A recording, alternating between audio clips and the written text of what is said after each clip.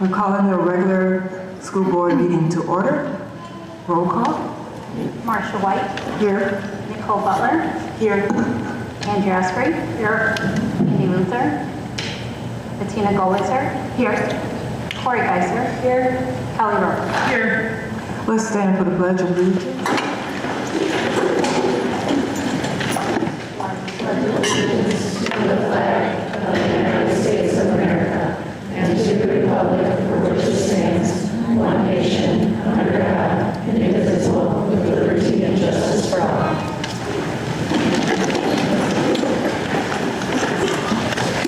I'm turning the meeting over to Dr. Wilcox. Thank you very much, Ms. White. I just want you all to know it makes me so happy to look out and see so many of our staff and our families here today, simply so that we can celebrate you. So thank you so much for being here. Our first order of business is something super exciting that I'm sure you all cannot wait to hear about. It's our audit that took place at the beginning of the year. So I'm going to have Frank Adams come up and introduce our auditor. Yeah, I'd just like to bring up Jeff Olafson from Evans Marshall Case Auditing Firm, accounting firm. It's been great to work with and appreciate all your hard work. Thanks, Frank. I thought they came to see me, but it's okay. This won't take long, don't worry. Well, I'd like to start by thanking Frank and his staff for all the help during the audits. We come in and we kind of make our presence known and think they have nothing else to do but to help us. And they always make time for us, and I really appreciate that. As always, there's two reports that you will get.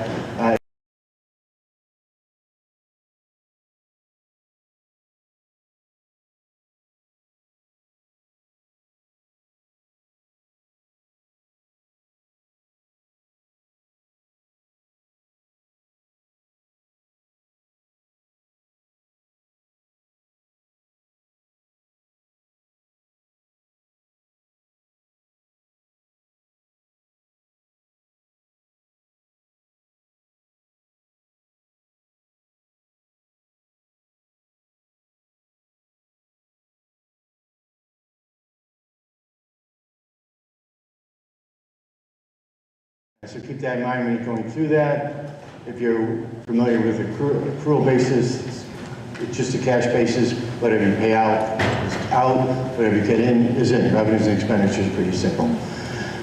For the year ended June 30, 2025, we have issued a qualified opinion on the modified cash basis of the county. The second report, the smaller of the two, is the federal report. When a district spends more than $750,000 of federal monies, it is required to have a separate audit conducted covering those funds.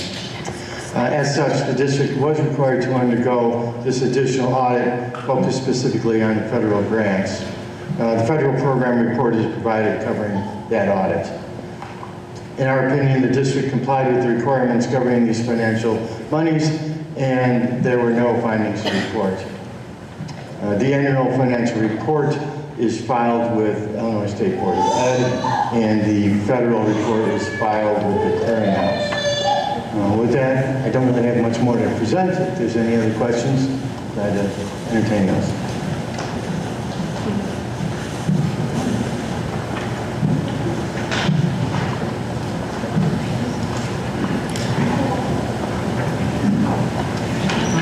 Looks like we don't have any questions.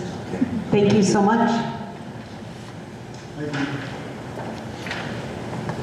So we're going to start with positive descriptive praise that our staff have received throughout the month of October. So I am going to have Stephanie Meek, our principal at the middle school, first come up and read her positive descriptive praise for her staff.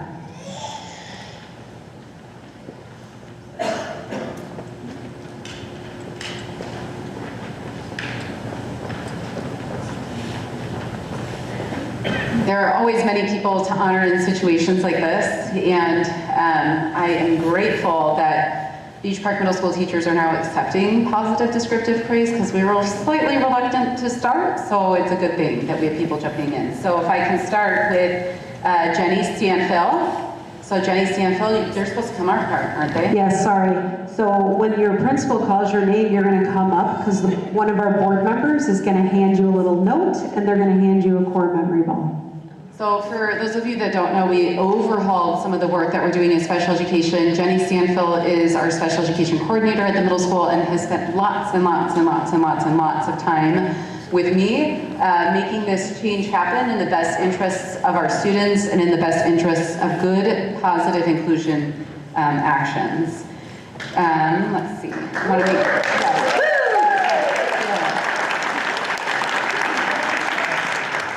yeah. Nicole Petz, is she here today?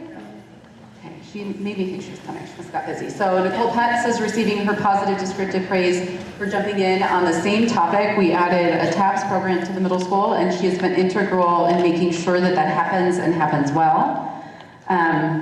Next, she's not here, but we do have this person here. So Heather Eichmeyer, where is she? Heather Eichmeyer, she is our Dean of Students and 6th grade administrator. She is receiving her positive descriptive praise for a lot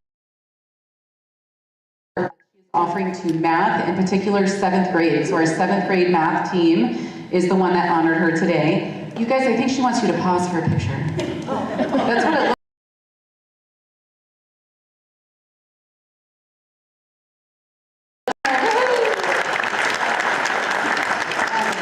The next two declined to attend today. I know that they have, or 3 declined to attend today, but Mr. Sherwood. Mr. Sherwood is an 8th grade math teacher, and he received a positive descriptive praise for helping get all the heavy snacks and drinks back upstairs on sick day. So, you know, we do celebrations, and he was helpful getting all the things back to where they needed to go. Mary Loaiza, I don't think she's here today. Mary's not here, okay. Mary Loaiza is a 6th grade special education paraprofessional. She received her positive descriptive praise for all the support she offered students in their flight and space unit, and I believe she received that from Ms. Ballard. Is that correct? Yeah, Ms. Ballard is here today. And then lastly, Mr. Mark Raub received a positive descriptive praise from a member of his team for his amazing leadership in addressing any concerns and issues that they found in the PLC process. Thank you. I am going to do positive descriptive praise from the district office. So the first person is Jan Schnettler, and I want to just thank her personally. I wrote it. She helped put together our fall potluck that we do at the district office once a month. And she gave everybody a whole bunch of really fun recipe ideas and did a whole bunch of legwork. So thank you so much, Jan.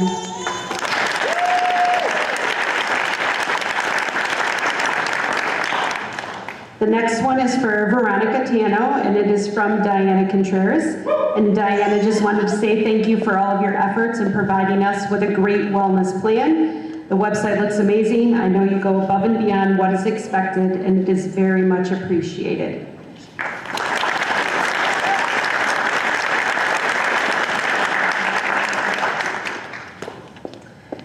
Our next one is for Monica Jankovic from Frank Adams, and it is basically Monica goes above and beyond all day, every day for our food service program. And if you don't know, Monica left the district and returned and literally works 1,000,000 hours every single week, and it shines through in all of our food service people. So thank you, Monica.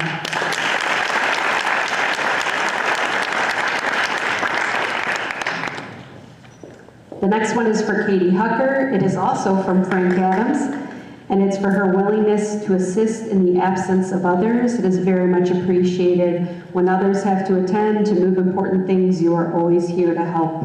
You are the best.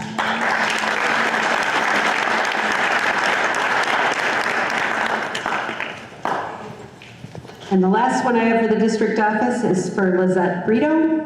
It is from Jan Schnettler, and it is, "You are the best listener. Thanks for always making time to help me and providing sound advice."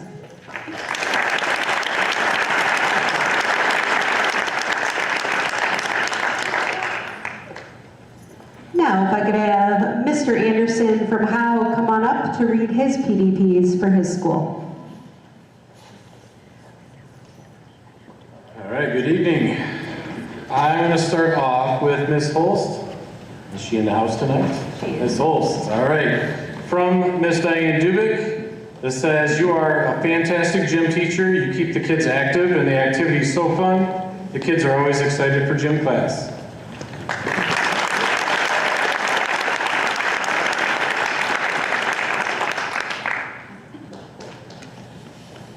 And my next one is for Susie Adams.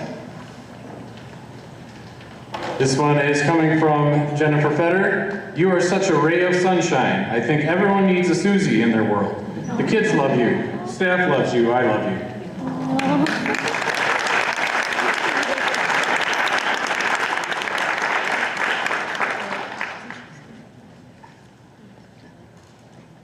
And my last three, I know they could not make it tonight, but Miss Norma Nunez, this is from Miss Vera. I am so happy to have you at Howe and as part of our dual language team. I love to see how closely you work with your team and advocate for your students. I am also very impressed that you were able to jump into your position so effortlessly and tackle so many challenges while continuing your education. I hope you are enjoying the school as much as you truly deserve it.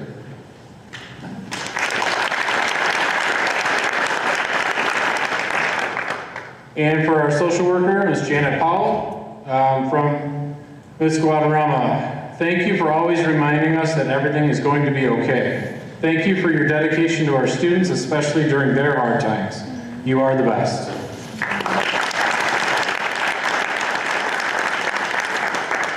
And my last one is for Ms. Caroline Copenhaver. I admire how hard you're working to push yourself to grow as a teacher every day. You take feedback with such openness and are always looking for a new way to connect with and support your students. I love your positive attitude and the way that you keep going, even when things get tough. That's from Ms. Ro Torres.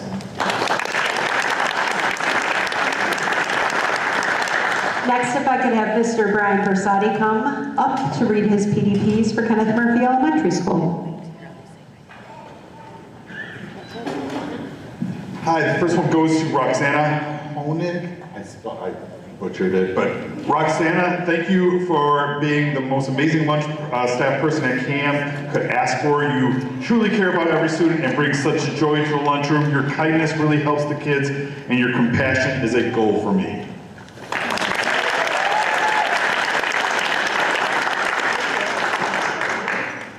The next one goes to Laura Crossway from Miss Tennyson. Thank you for your constant positivity and encouragement for our students. You always go above and beyond to get our students everything they need and our teachers. We are so blessed to have a knowledgeable and resourceful teammate like you.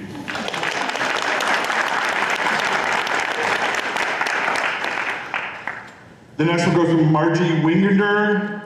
And I don't have the author of it, but Margie is an amazing teammate. Her door is always open. She always answers any and all questions and teaches you along the way. It is about wanting you to be your best. It is also why she is an amazing SLP. Grateful for you, Margie. And then we have Kelsey Schroeder from Angie Salida. Kelsey is an amazing teammate. She always goes above and beyond for our students. She truly makes school a better place for everybody.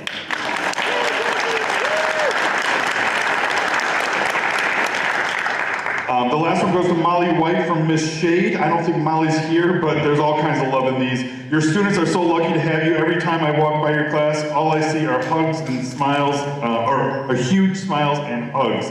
They feel so loved and safe with you.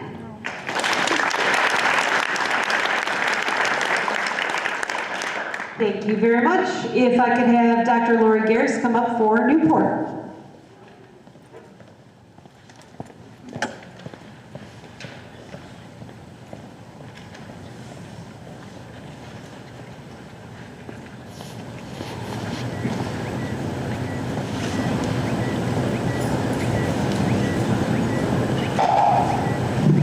All right, our first one is for our EL resource teacher, Maria Rodriguez, and that is from me. Maria, thank you for always helping support our families in need and the support that you provide to all of us is invaluable.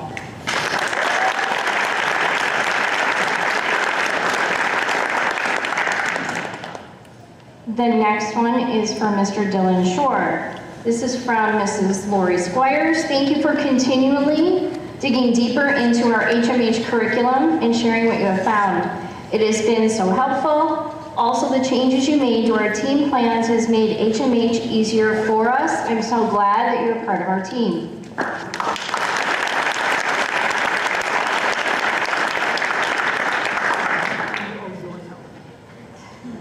All right, I have one for Delilah Castellanos, and she is not here this evening. You have set great expectations for your class, and it shows. You are making connections with your students and families, which they will never forget, and that was anonymous.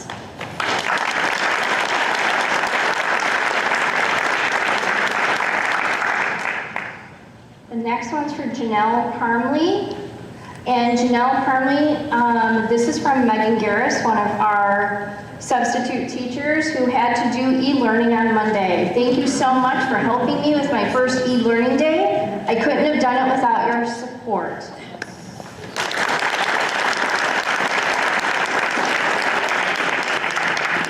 And the last one, Trisha Schwartz. She is not able to be here this evening. Thank you for taking over and getting the permission slips for Parents' Night Out to staff. I really appreciate all of your help.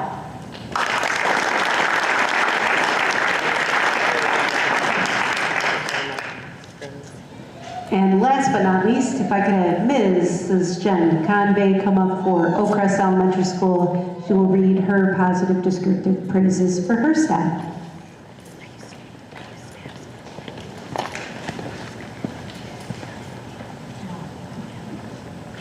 All right, way to go, OC. It was really hard to pick these because there were so many on the board, but the first one goes out to Arena Toropova, who could not be here tonight.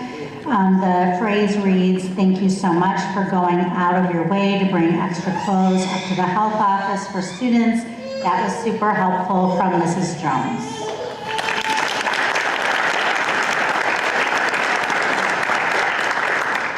Next, we have Miss May Sanchez. May, are you here tonight? I don't think so. Okay. Your positive soul makes my day brighter. Thank you for just being there when I need an extra hand. You are always helping everyone in our school, and I feel blessed to work with you. You are just wonderful with our students. We love you, and that came from Mrs. Abalescu.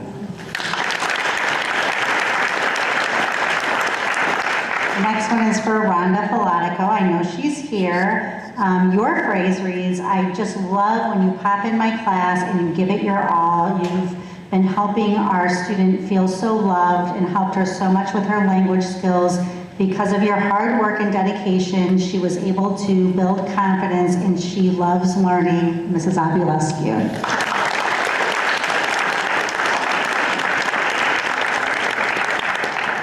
The next one is for Brooke Turk. "Thank you for always being willing to help any student who needs it, even if it means giving up your plan time. You are amazing," from Lisa Brockway.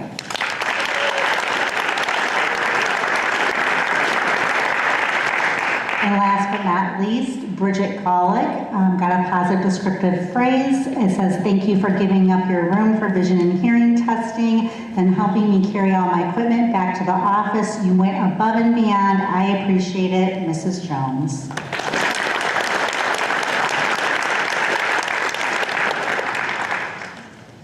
Thank you so much.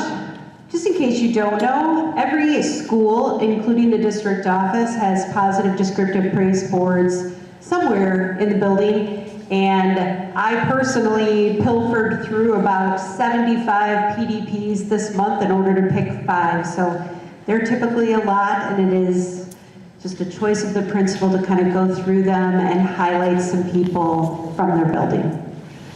Now we're going to move on to our staff spotlights. So we have a teacher nominated from every single school or a staff member. So we are going to start with Beach Park Middle School. And the staff member who is being highlighted is Michelle Moria, our librarian.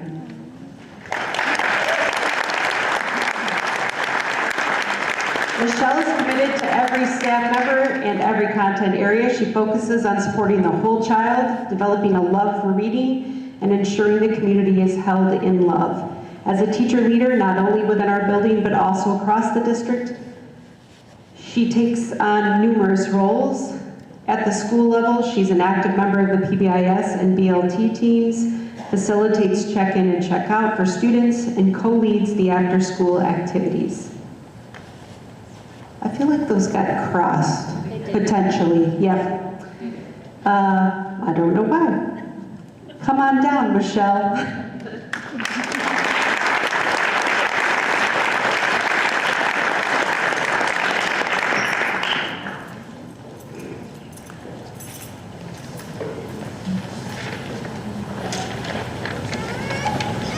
Congratulations. From Newport, we have Ms. Lori Squires.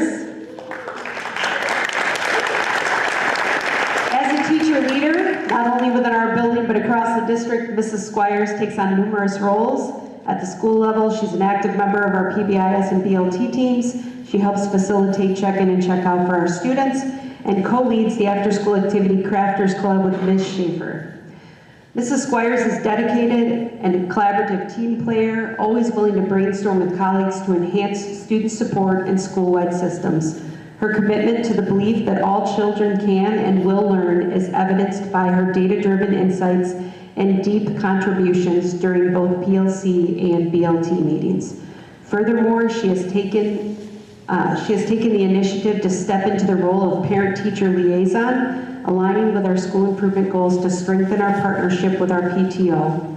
She attends meetings and events, providing essential feedback to improve communication within the Newport school community. Her willingness to support the broader educational community extends beyond our walls as she regularly volunteers to assist new teachers visiting the district for observational hours and clinical experiences. Mrs. Squires' strong relationships with family and staff clearly demonstrate her ongoing commitment to our school and district.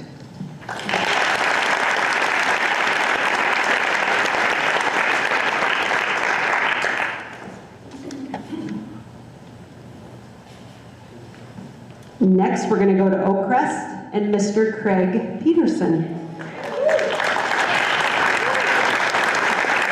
As a lead teacher, Mr. Peterson has taken the time to thoroughly familiarize himself with all components of the new HMH curriculum. He has generously shared his knowledge with his colleagues by leading professional development during a school-wide PLC. His philosophy emphasizes that collaboration makes the entire team stronger. Furthermore, Mr. Peterson is a strong proponent of using artificial intelligence to enhance student engagement. He has successfully utilized Writable to involve his students more deeply in the writing process. His dedication and efforts are truly appreciated.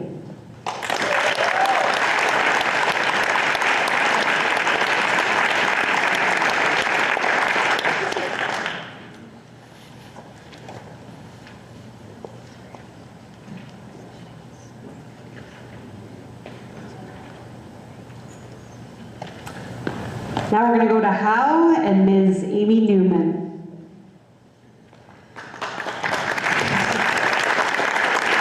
I did receive a letter via interoffice mail from her entire school, and I'm just going to read some highlights from that. Dear Dr. Wilcox, we wanted to take a minute to recognize Amy Newman for everything she does for students and families at Howe. She truly goes above and beyond every single day, not just meeting academic needs, but really caring for the whole child. Amy has a way of quietly stepping in when she sees a family struggling. She's helped get food, mattresses, bed frames, clothing, and furniture for families who need them, often using her own connections to make it happen. Right now, she's putting together a pop-up food pantry to open to families during parent-teacher conferences to support those impacted by the reduction in SNAP benefits. She's been collecting food and monetary donations from her family, friends, and the community to make sure people have what they need. Through her charity, Families Helping Families, Amy has brought so many resources into our building that have truly made a difference. She's also a dedicated member of our PBIS team and helped organize donations for our fall festival, making sure all of our students could enjoy the festivities. Amy never looks for recognition, but what she does for our students and families deserves to be seen and appreciated. We're so grateful for her kindness, generosity, and the positive impact she makes every day.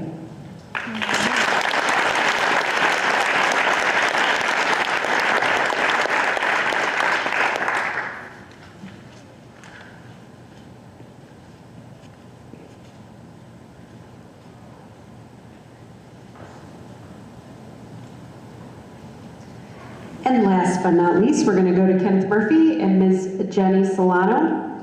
Jenny Solano is an invaluable asset to our school community. She works closely with teachers to offer guidance, model best practices, and provide constructive feedback that helps elevate classroom instruction. Her warm and approachable style allows her to build trusting relationships with students who see her as a cheerleader for their success. Jenny also offers thoughtful insights and data-informed perspectives that support decision-making at the school level. Through her dedication and genuine commitment to helping others grow, she strengthens our team and enhances the learning experience for everyone.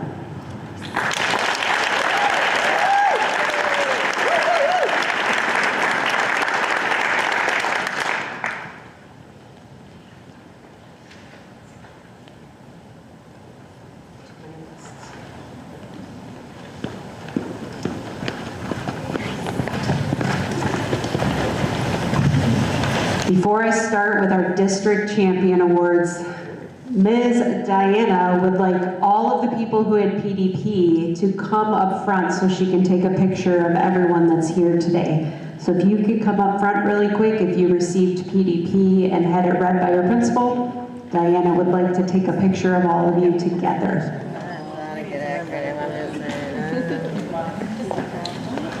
You can stand in front of us. You're the spotlight, not us.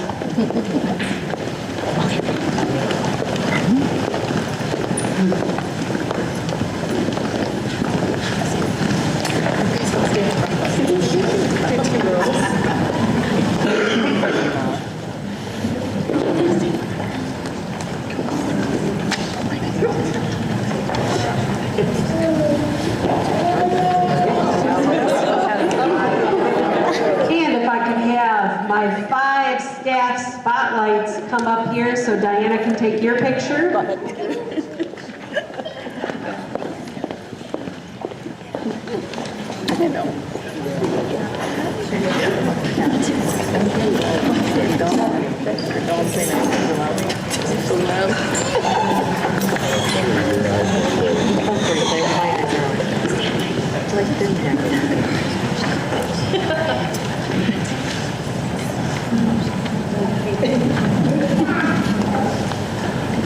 Thank you.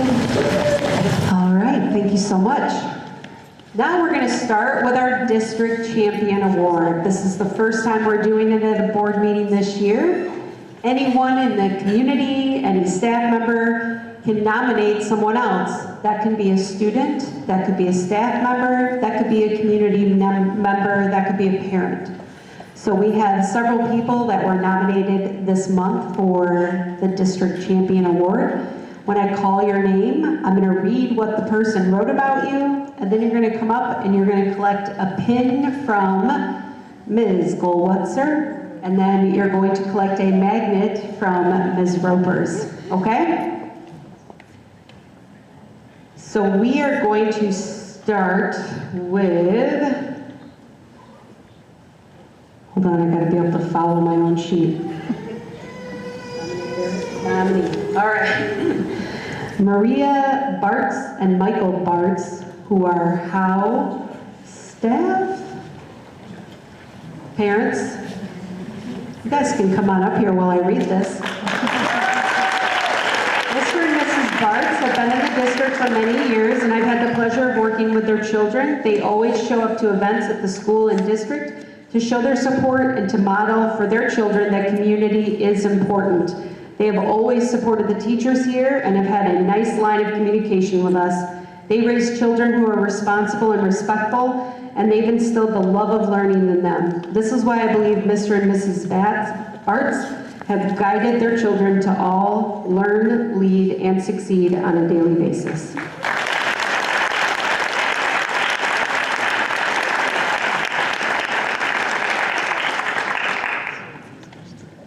Our next person who was nominated is Ms. Stephanie Schnettler. She is the health clerk at Beach Park Middle School. She was nominated by Mr. Tim Jansky.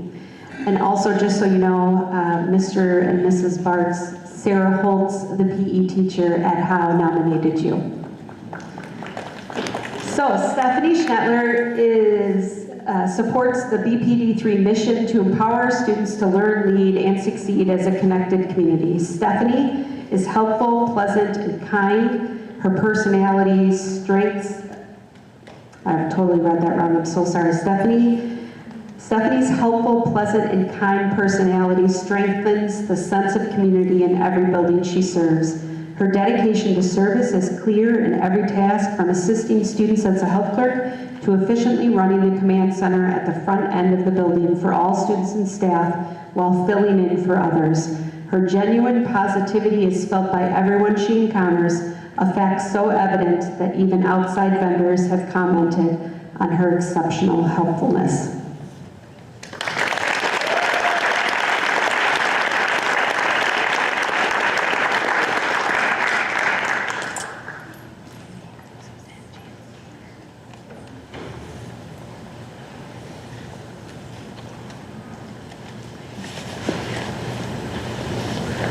So the next person is Camilla Orozco.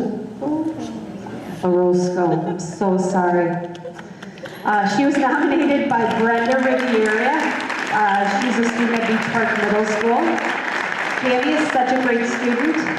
She gives 110%. She's an overachiever. Not only is she a top student, she's a top leader. Tammy pushes herself to new limits, and she seems to amaze anyone she encounters. She shows determination, courage, and most importantly, kindness. She's a great example of a great student.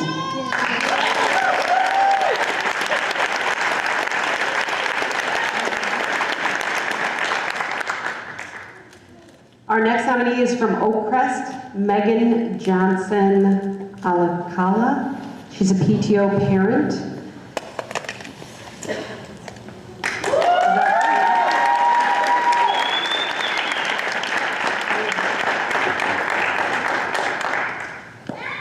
She's a PTO parent, correct? Oh my goodness, I just want to make sure I have it correct.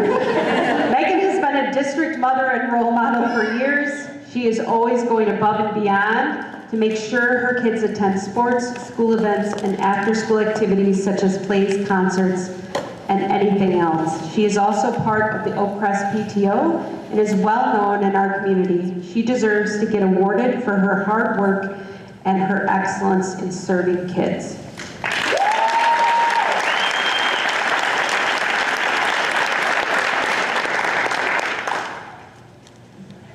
Our next person is Ashley Truex, nominated by Dwayne Truex, Newport parent.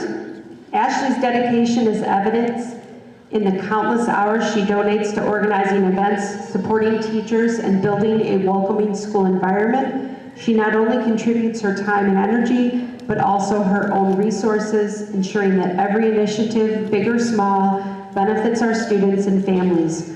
Her leadership inspires others to get involved, fostering a true sense of community and collaboration across the school.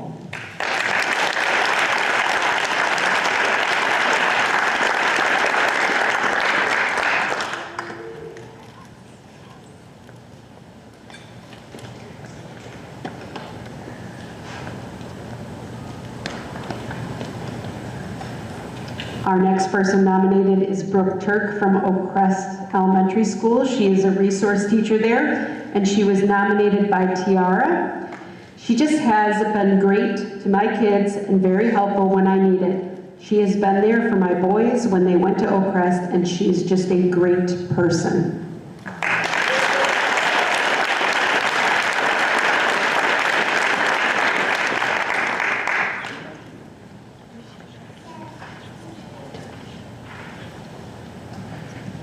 next person is Ms. Bennett, the band teacher here at Beach Park Middle School, and she was nominated by Isabel Arambula. She's a very encouraging person. My kids as a student are very enthusiastic on music, and it changed everything in their lives. They got disciplined since they are learning music.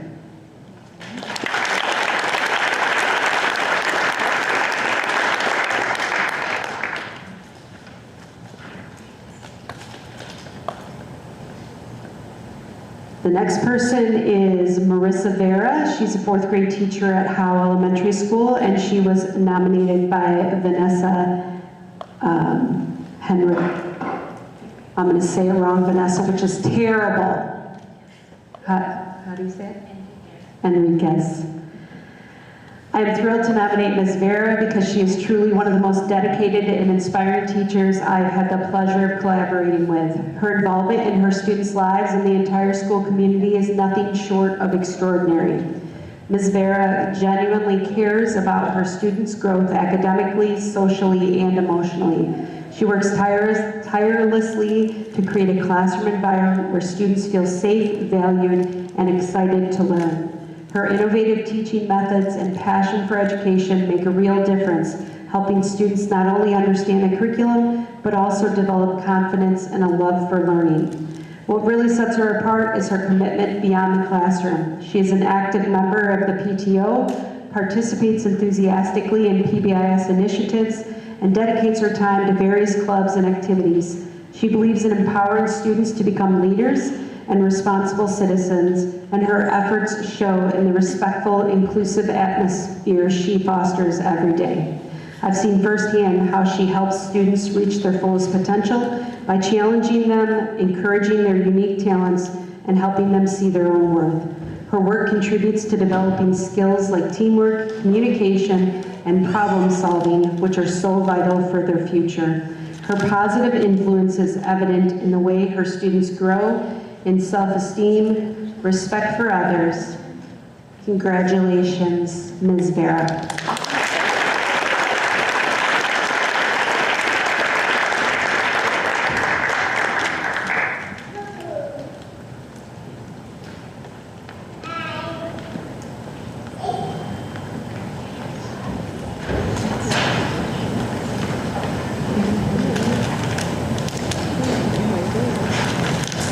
Our next person is Giselle Regina Nunez Devora, and she's nominated by Griselda Devora.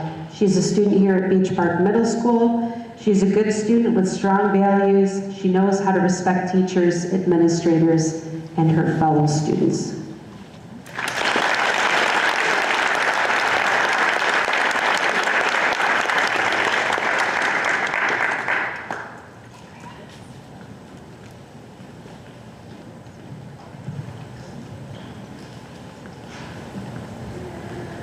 Our next nominee is Ms. Katie Cramner from Jennifer Mendel. Katie is a teacher here at Beach Park Middle School, and she is the DI coordinator and a 6th grade social studies teacher. As our Destination Imagination Coordinator, Katie exemplifies the Beach Park District 3 mission to empower our students to learn, lead, and succeed as a connected community. With over 20 years of experience in Destination Imagination, she brings a wealth of knowledge, creativity, and passion that inspires both students and staff alike. Her leadership naturally aligns with the portrait of a learner. She models academic readiness and excellence by fostering innovative problem solving and critical thinking in every team she guides. Through her empathetic mentorship, she promotes social and emotional awareness, helping students recognize their strengths and work collaboratively. Her unwavering respect for every learner's unique perspective reflects our value of valuing others, creating an inclusive and supportive environment. Most importantly, her positive spirit and dedication to continuous improvement embody the growth mindset, encouraging all of us to see challenges as opportunities for growth. I deeply admire her leadership, her dedication, and the lasting impact she makes on our learning community.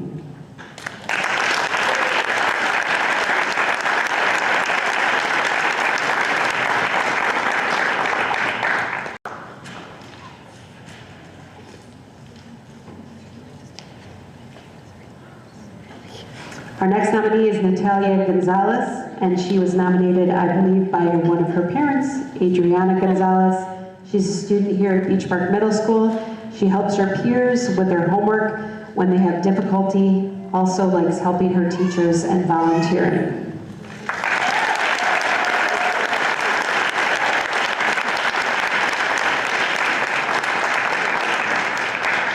And our last nominee is for another student here at Beach Park Middle School, Violet Turner, from Monique Turner.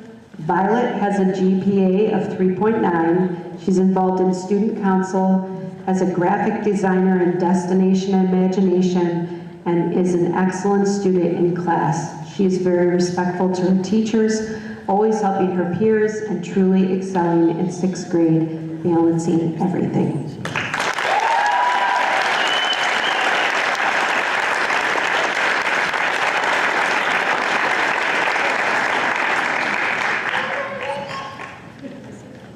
Congratulations to all of our district champion award winners. If we could have them all come to the stage really quick for a picture.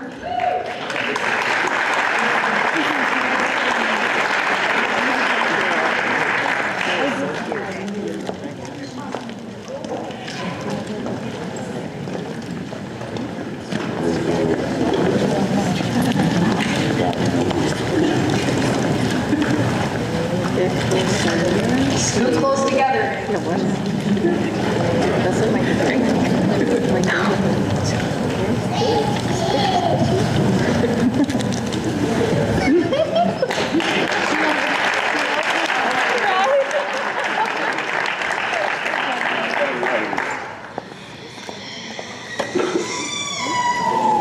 If other families that would like to get up and leave, you are more than welcome to. I'm going to keep moving on because the next thing on my superintendent report is our district school improvement presentation of our plans for each of our buildings, and then a presentation to our building leadership teams for their designations from the Illinois School Report Card. So if I could call all of our principals up.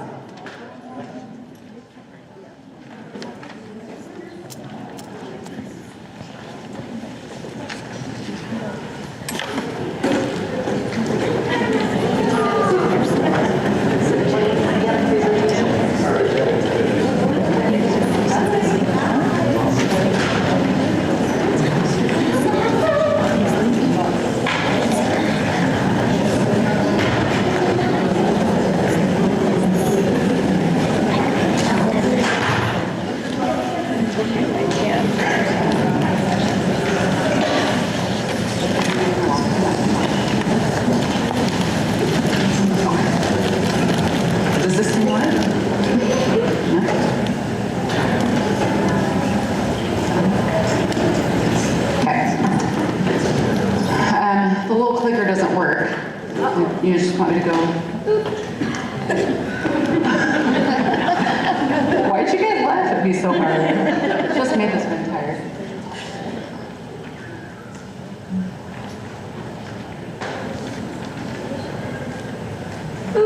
This didn't work still. Russell, you can just advance it, right? Okay. She'll do it.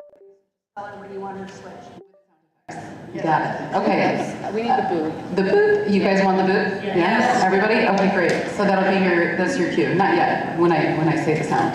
Okay, so I'm going to get us started on behalf of all of us principals. We took a little bit of a different approach for sharing our school improvement plan this year. There's a lot of overlap between all the buildings. So rather than kind of just each of us saying the same thing over and over again, we consolidated a little bit for everyone's enjoyment. This is going to be very enjoying. See? Benefit. That was the word I was looking for. I'm really tired. Okay. Okay.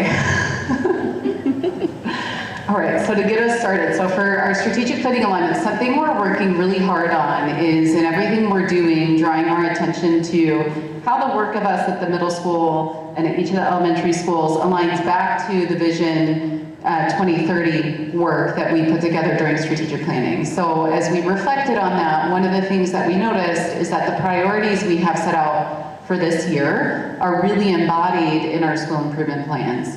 So you'll see equitable access to rigorous curriculum. I think Tracy deserves some applause from all of us for making sure that we got all of our kids. And while it does cause some adult discomfort because it is hard and no teacher gets into education to see kids fail, that dissonance is an important part of the advancement process. In addition to that, I think promoting a welcoming, safe, and collaborative culture, as well as focusing on recruitment and retention. We'll talk about our celebrations at the end, but BPMS, we've now accomplished the same retention rate we had year over year prior to my tenure. And I think that is one of the ways that we can measure our success. And then increasing partnerships to provide students with authentic learning experiences, service learning opportunities. If you guys look behind you, all of that was collected by our student impact team. And you'll see some of those things embodied also in our school improvement plan tactics that we'll discuss in terms of how are we bringing our school improvement plan to fruition. Just one more time for fun. Boop. That's the next slide. Okay, when it comes to academic learning goals and learning conditions as well, they overlapped.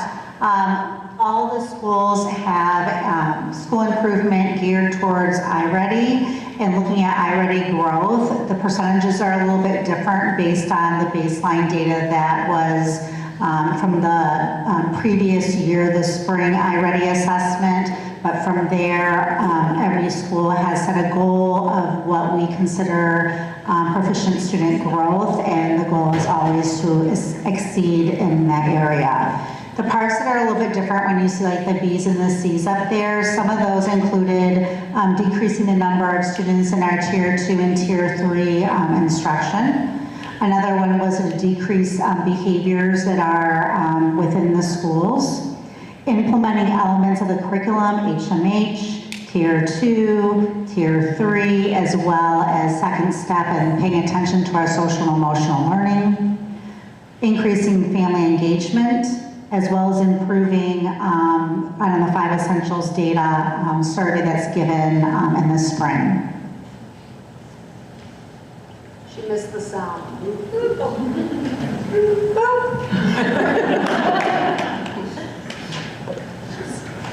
So there's some strategies that are specific to various buildings. So collaboratively working on iReady implementation, lessons passed, and minutes for ELA and math, standards-based intervention support through iReady.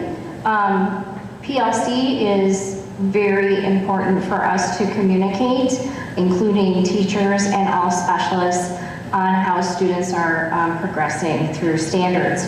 Race strategies will be continued utilized in elementary buildings, as well as Kagan and Marzano engagement strategies.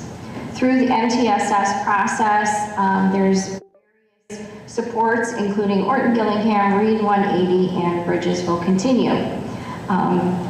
Evidence-based questioning will be used, as well as language power, instructional rounds, and student data discussions as students are tracking their own growth progress.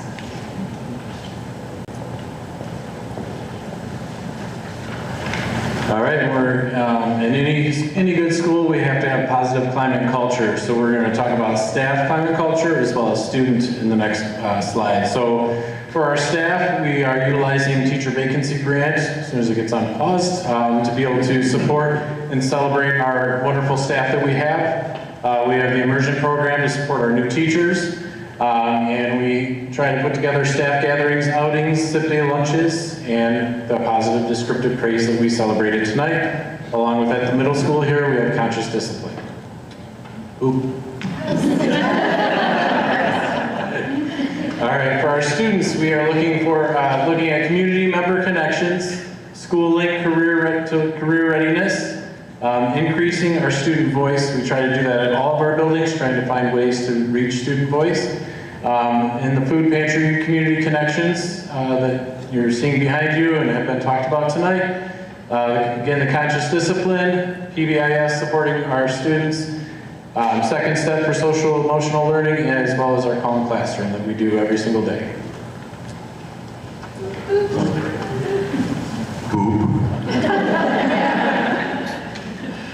Besides, or actually, I should say, in addition to all the people that were celebrated here, schools have also lots of celebrating to do, and this is just a short list of those. Newport's overall index score increased by 13.4%. Their literacy trends have gone up. They also went up or increased in 4 main categories of the 5 Essentials survey. BPMS has 2 years now running of a commendable status.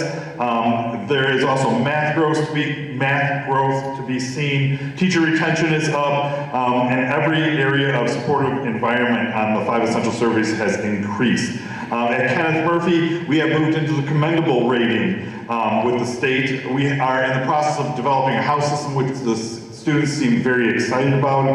ELA scores have increased by 13 points, along with math scores, which have increased by 6.8 points.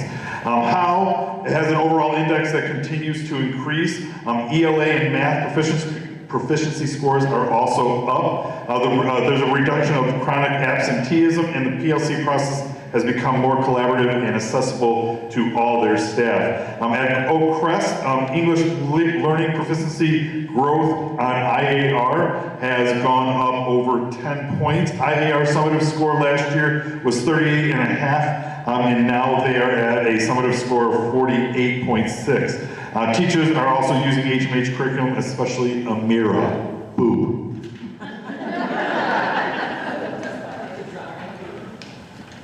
So in case you don't know, we did have 4 schools in the district this year that were rated commendable. That is a first for the district as a whole, and that's a huge celebration.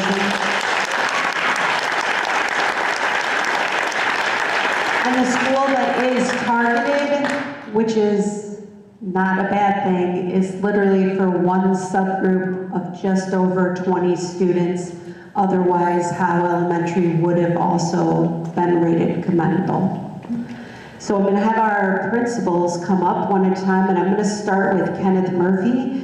They're going to introduce by name their building leadership team, because I do have a certificate framed for every school, because the work that you have done to change the trajectory of our students cannot go unnoticed. Yeah, I'm very happy to introduce all these people. Katie Abrahams, Carrie Ledman, Carrie Mount, am I doing this right? Yeah, okay. Stephanie Schneider, Rebecca Shade, Jenny Solano, Angie Solita, Crystal Tennyson, Molly White, and Jennifer Wright are all part of our team. You guys can all come up here if you're here.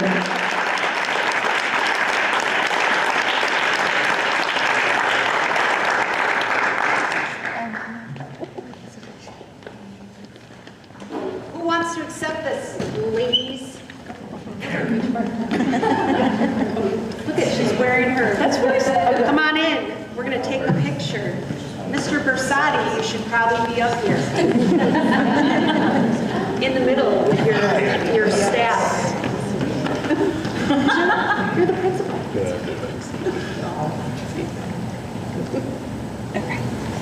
Okay, great.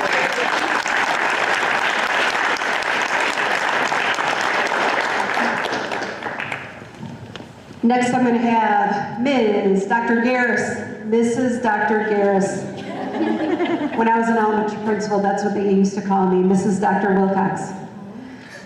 All right, I'm announcing all members, even those that are not present. Lauren Baum, Kate Dudley, Ty Randall, Connie Meyer, Dylan Shore, Lori Squires, Cindy Smith, Erin Cramner, Sandy Kilski, and Rachel Kuffel. Come on up here.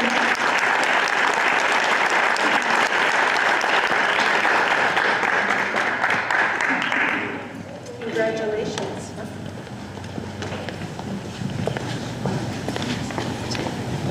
Dr. Garrison here? She is. Just making sure I can see her.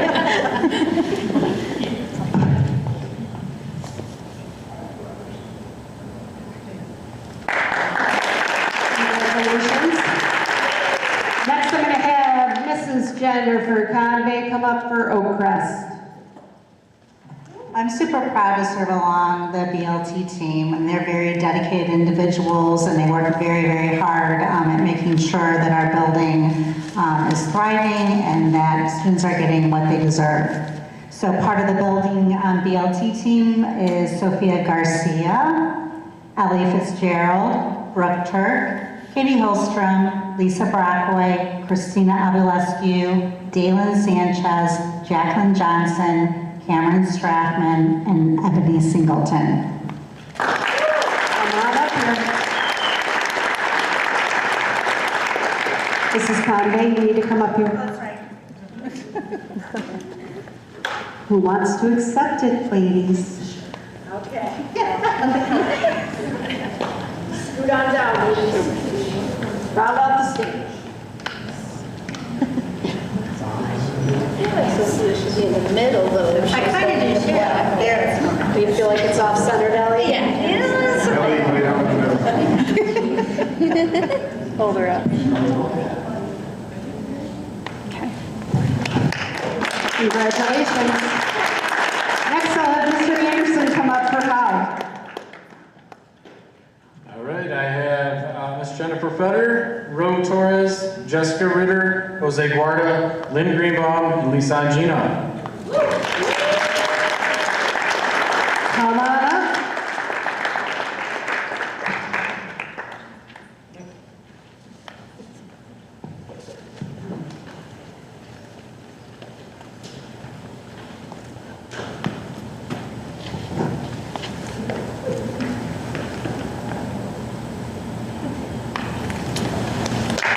Excellent. Congratulations. And last but not least, I will have Ms. Stephanie Meek introduce her BLT team. This one's bittersweet, so if you don't know, Ms. Meek is not returning next year by choice. So she's going to move out of state to Missouri. I don't know if their next principal will be as fun, so we're gonna make this a lot of fun this time, okay? Sounds great. So if y'all don't know, I am all about having a good time while we're working, because the work is really hard, but we don't have to be so serious all the time. So I'm wondering if you guys could do our cheer. You ready? Okay, stand up. Everybody stand up. Come on. Let's do it. There we go.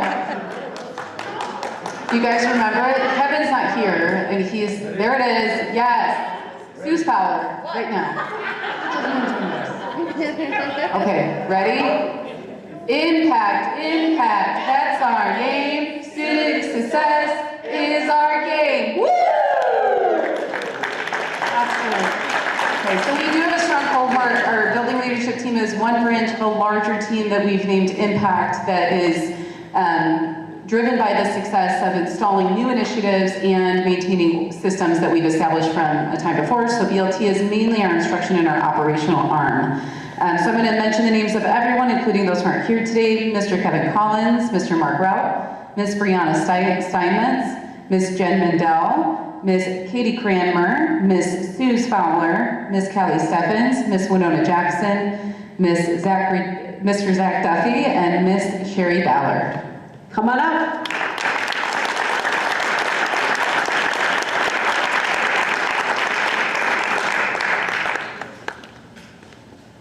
Who's accepting it, ladies?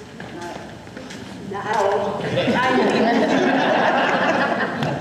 You gotta be in the middle, otherwise we don't like the, distortion.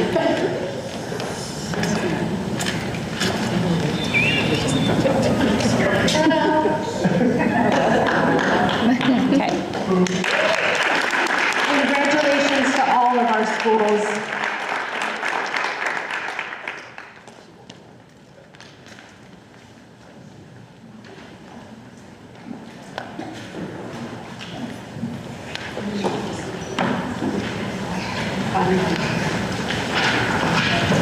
Don't worry, we're so close, everybody. Last few reminders for the board. We have the joint conference coming up this week. Diana has information for you if you need it, and she did send out a request today if you needed it printed.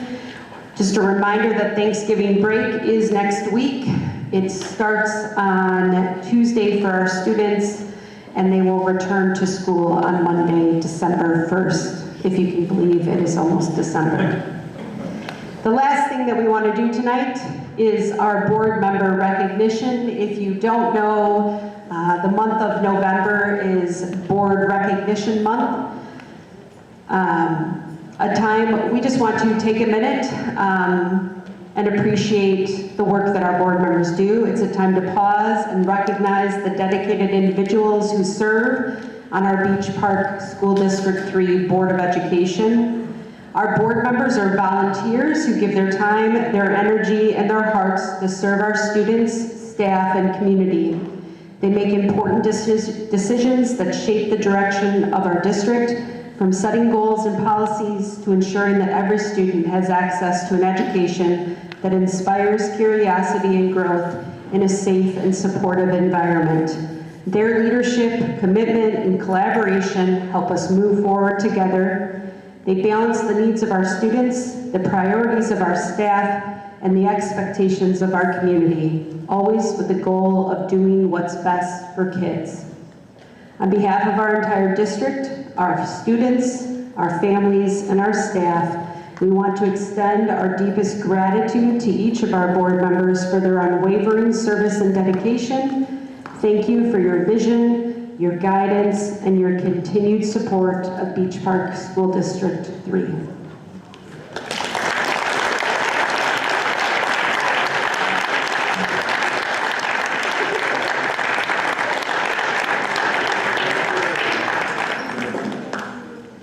And board members, just so you know, inside of your card is a little card as well, and we will invite you to go to the district online store to get some district gear on us. So, thank you so much for everything that you do. I made every one of my directors this year adopt one of you to write you a note and express our gratitude for all you do. And finally, that's all I have for my superintendent's report, so I'm going to pass it back to Ms. White. Thank you, Dr. Wilcox. As usual, it's very special what you've done, and to see so many people here, it's also exciting to see the appreciation that we can pass on as this, our core memories, is our theme this year. So we're going to move on with the rest of the agenda. Do I have a motion to approve the agenda? So moved. Second. Roll call. Bettina Goetzer. Aye. Kelly Roper. Aye. Hope Butler. Aye.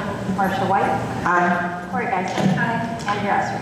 Aye. Do we have any correspondence? Any questions on old business?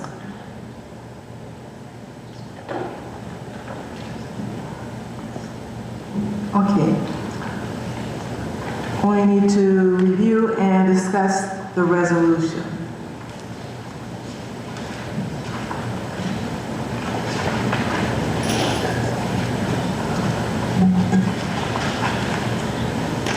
And I'm going to turn it over to Ms. Bettina. You do it? No. It's Corey. Corey. Okay, I'll keep it straight on one of you doing this. So what we're gonna do, oh, I turned myself off, sorry.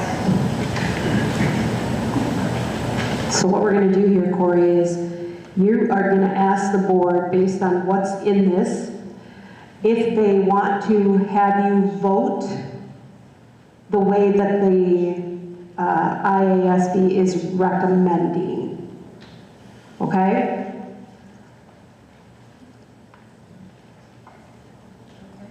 All right, so we're going to go through them one at a time. So the first one is Article 2 on membership.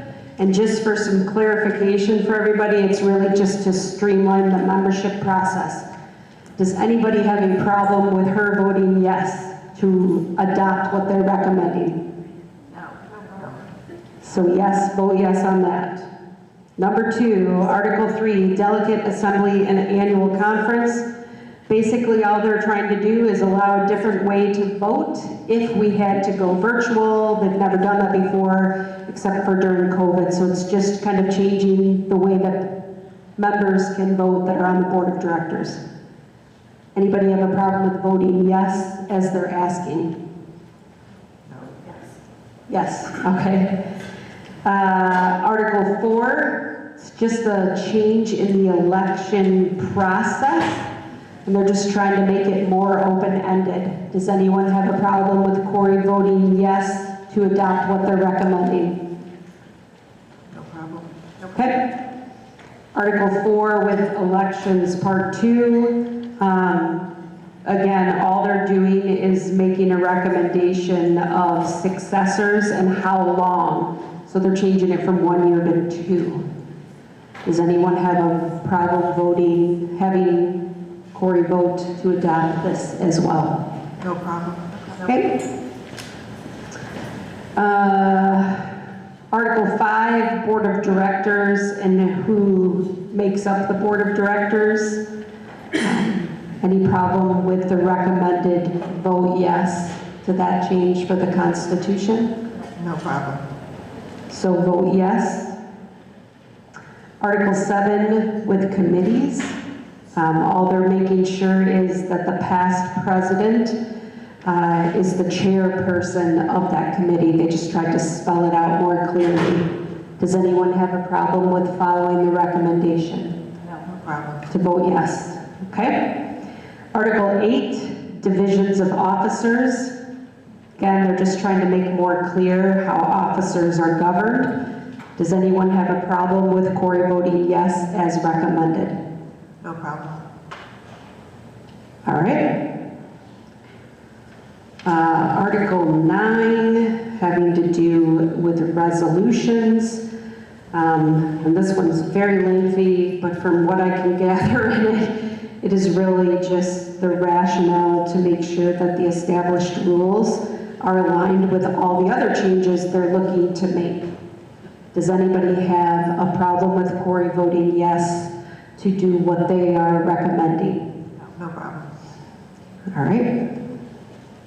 I think that is all of them. Nope. Miscellaneous, so Article 11, declared emergencies. Basically, they are just sadly pre-planning should another COVID, pandemic happen or anything of the sort, for them to be able to make necessary changes to their constitution. Anybody have a problem with her voting yes, which is what is recommended? No problem. Okay. Article 12, as far as amendments go, the proposed change requires that a majority of an entity, whether it's an active member, association, division, or board of directors, support a proposed amendment. Anybody have an issue with her voting yes, which is what they are recommending? No problem. Okay. Basically, these were all just systematic things that they're just trying to clean up some language in their own bylaws. So, sorry, go ahead. Oh, school bus. Oh, the school bus one.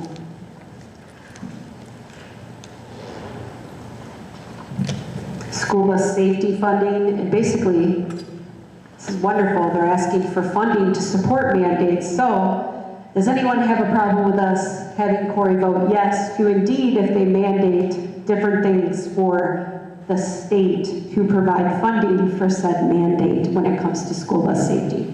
No problem. So everybody's okay with her voting as they want, which is to vote yes. No problem. Okay. Any questions? Any discussion? All right. That is good to go. Back to you, Ms. White. Thank you. Again, moving on. New business, long-range planning. Kelly?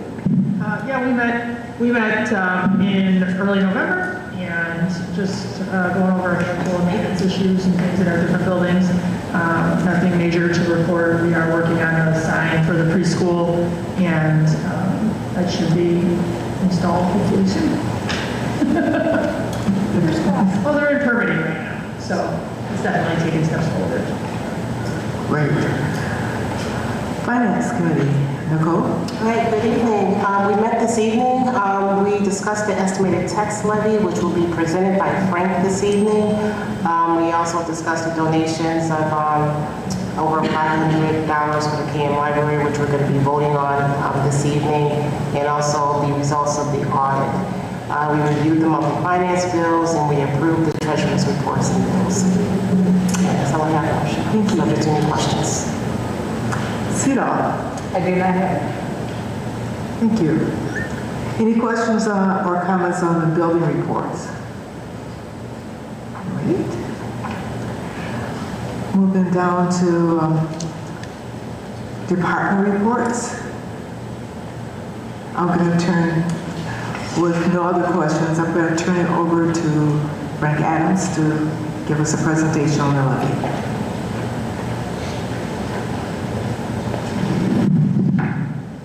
Thank you. Still doesn't work, right? Oh yeah, it works. Okay, so tonight we're presenting the 2025 tentative levy. The levy is the amount requested by a governmental entity to be raised by property taxes to cover the year's expenses. Here's the tax levy calendar. Tonight the board approves the proposed levy to be posted in the newspaper and to hold a public hearing before the December meeting. It'll be published between December 1st and December 8th because you can't publish it any more than 14 days before the hearing or less than 7 days. So we have that window and we will have it published. By law, taxing agencies must hold a hearing if their levy is 5% or more over the previous year's extension. We're not asking more than 5%, or we're not even asking 5%, but we're still going to have the public hearing, even though we don't have to, just because we want to be transparent. We've done it in the past, so we're just going to continue to do it so that people have an opportunity to come hear about it and ask questions. So that hearing will be December 15th before the Board of Education meeting. And then the final will have to be filed with the Lake County Clerk by the last Tuesday in December.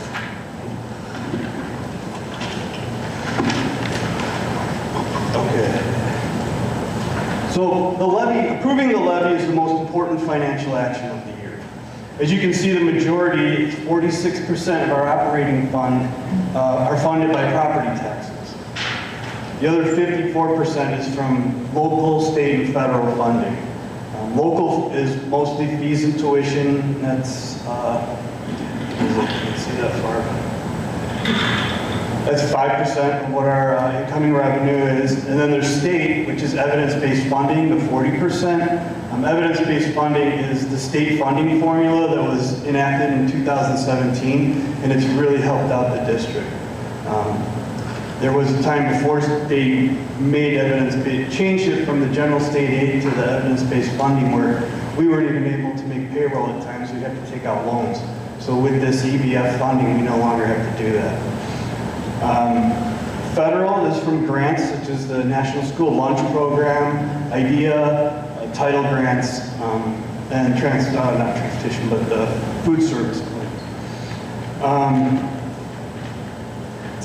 So to help understand the levy, I just wanted to define some of the terms that are used. The levy, what is that? That's what we're asking for. The extension is what we're actually going to receive. And this is the revenue to cover the expenses to operate the district.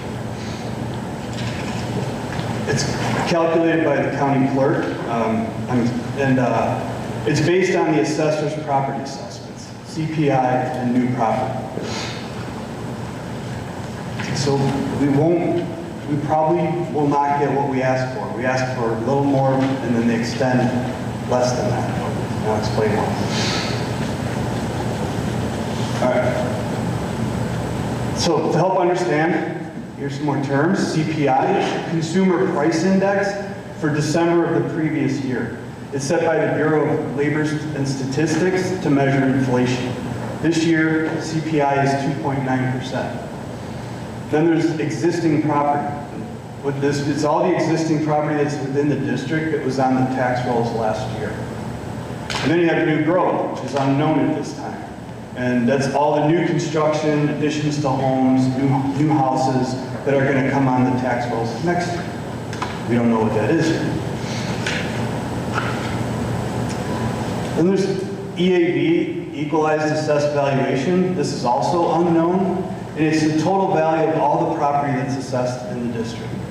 So like, you know, your homes are assessed by the assessor, add all those together, and that's the equalized assessed value of the entire district. Each parcel of property is assessed at its fair market value, and all individual property values in the district added together equal the EAV. And when the EAV increases, just to be clear, that does not mean extra dollars for the district. It means that the tax rates are going to be lower. As tax rates increase, or as EAV increases, tax rates decrease. That sounds like you might have a decrease in your taxes, but if the EAV is increasing, most likely that means because your assessments are increasing as well. So again, you really don't know what your tax rates are going to be until the county assessor has assessed the value of the home. This is just a visual to show how EAV and the tax rate relate to each other. You can see the blue line is the tax rate, and the EAV is the blue line, and the tax rate is the orange line. You can see they mirror each other. As EAV goes up or down, the tax rate goes up or down.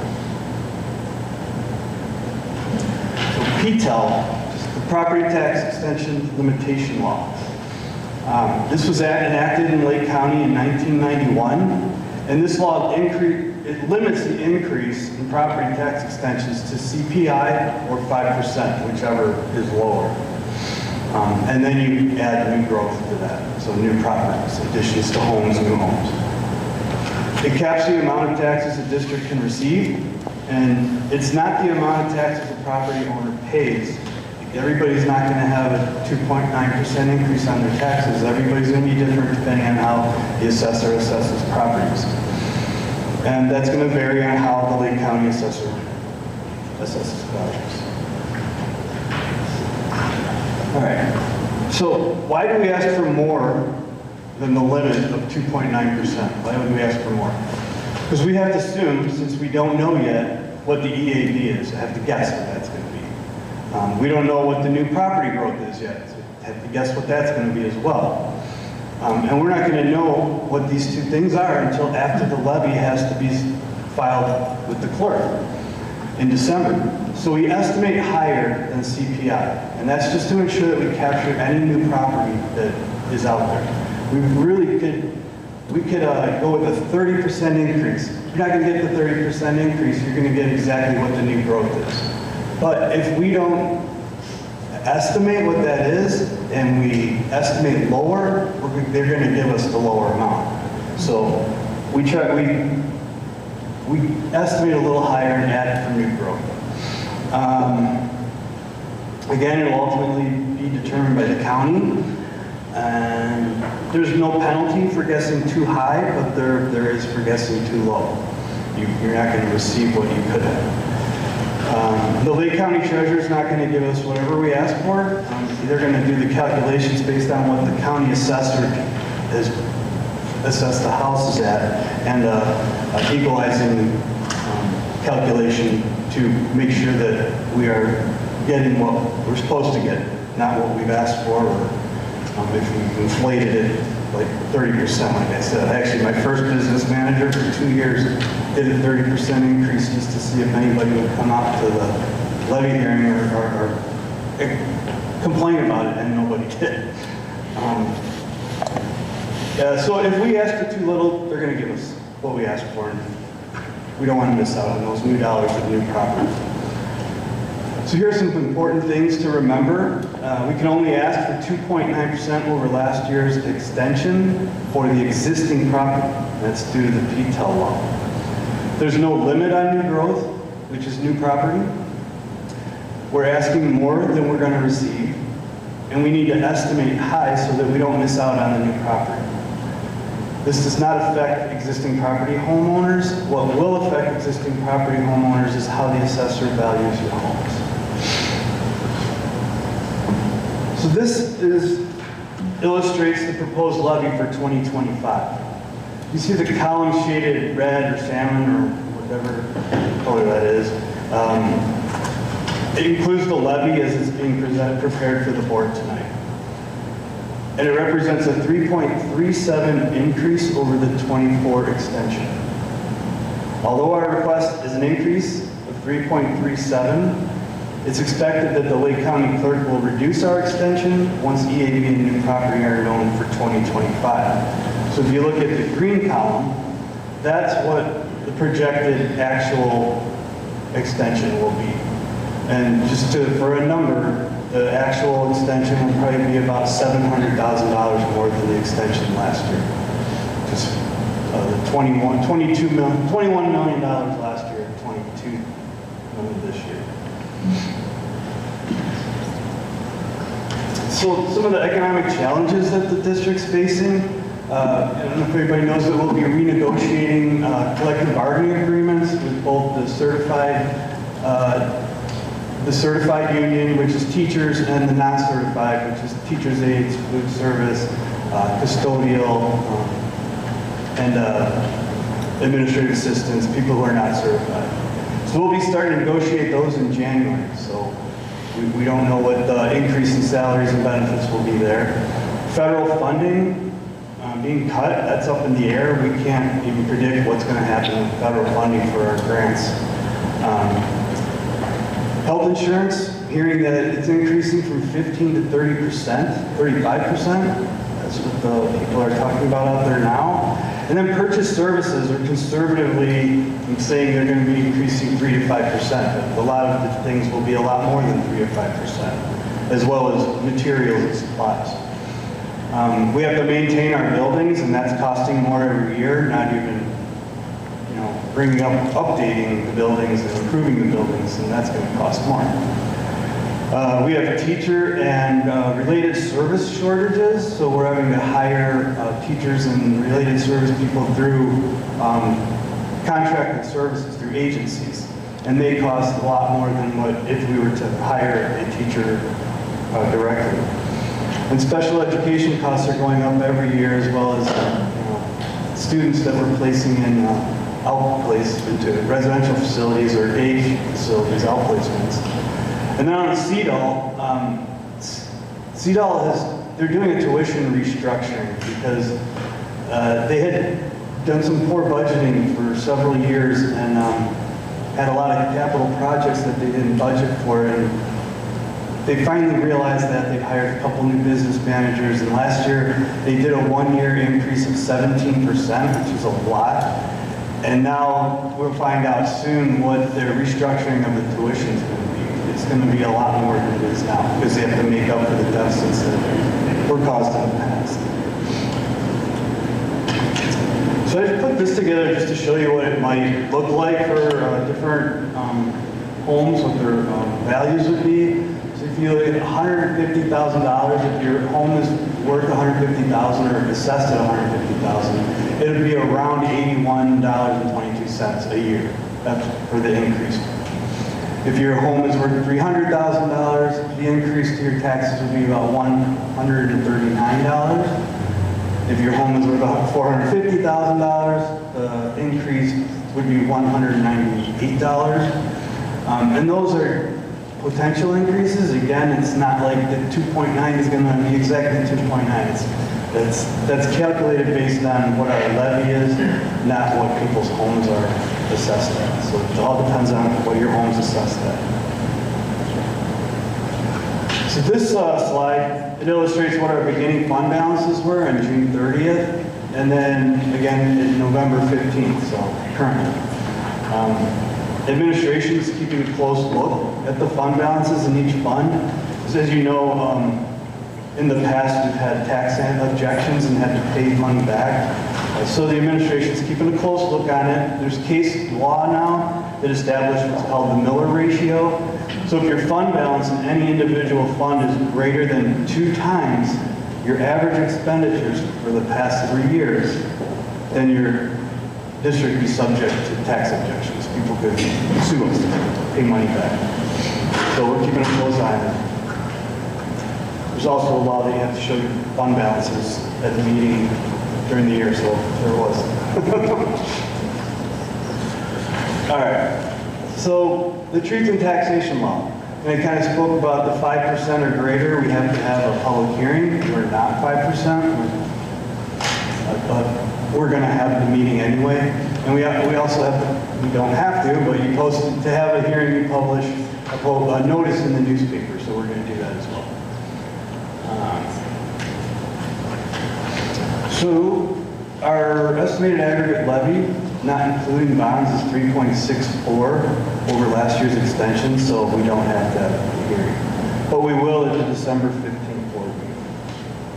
So the next steps are, like I said, to publish the hearing in the paper, hold the public hearing, which will be December, and then approve the 2025 levy at the December meeting, and then file it with the Lake County Clerk by the last Tuesday in December.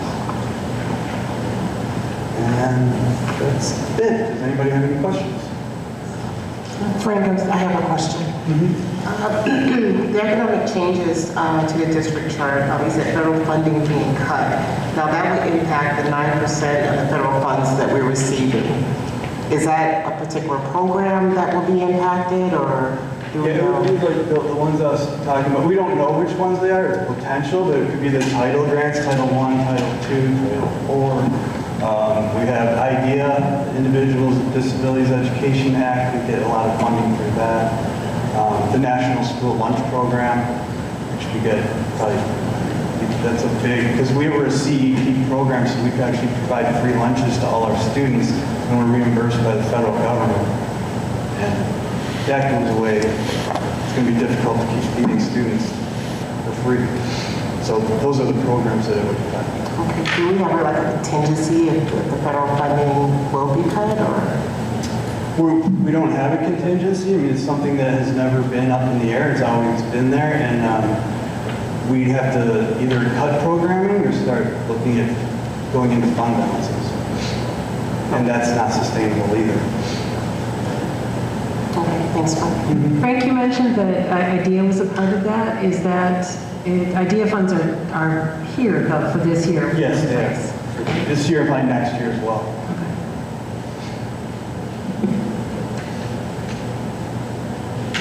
Any more questions? Thank you. Thank you, Frank. We move it on to our press policies. Any questions or comments?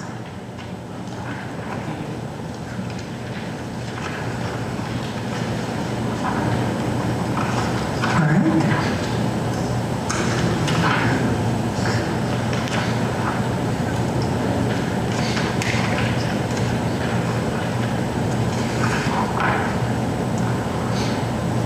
Do we have any questions or comments from visitors?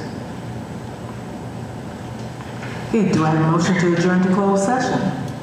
So moved. Second. Roll call? Nicole Butler. Aye. Andrew Estridge. Aye. Jane Dolittle. Aye. Kelly Roberts. Aye. Mary Geisler. Aye. Marcia White. Aye. Closed session will be really short, just so you know, and we do have crumble cookies to celebrate Board Appreciation Month if you would like to return when we are done in approximately 5 minutes.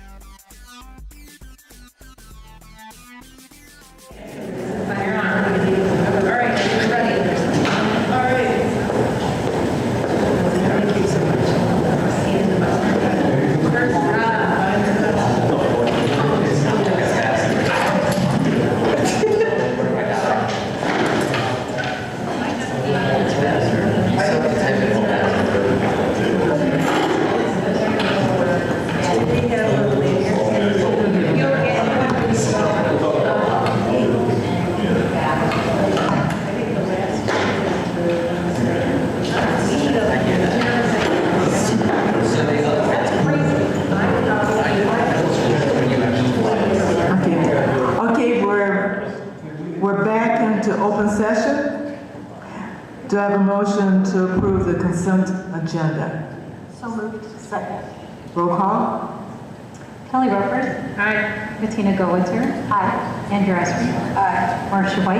Aye. Cole Butler. Aye. Corey Geisler. All right.